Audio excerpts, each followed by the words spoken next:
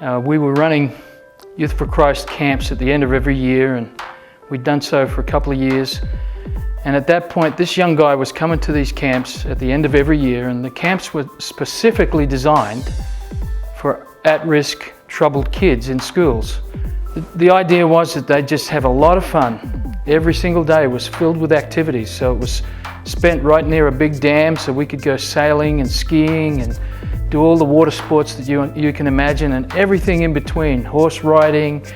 And this one kid, I'm going to call him Paul, he came along with his sister to this one particular first camp, and he so enjoyed it. We got to share the gospel with Paul and all those other kids. There's around about 40 of them that came along. Each night we would share with them why we believed what we believed and why it was perhaps a good idea for them to at least consider why we believed that. Well, Paul kept coming back. Every single year, his chaplain at his school would say, "Paul, do you want to go to the end of year Youth for Christ camp?" And Paul would sure enough come.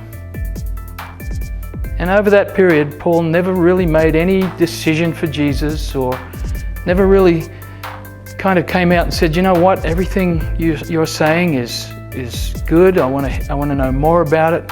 He would just come, have a great time, listen, play up a little, because he had an attention deficit condition, and caused us a little bit of grief here and there, but come again the next year. And some years went past, and the camps eventually came to a close, and I hadn't thought about Paul for a long time. And I went along to a big church rally that was being held in the city in Perth. All of a sudden there's a guy behind me says, "Hey Dave."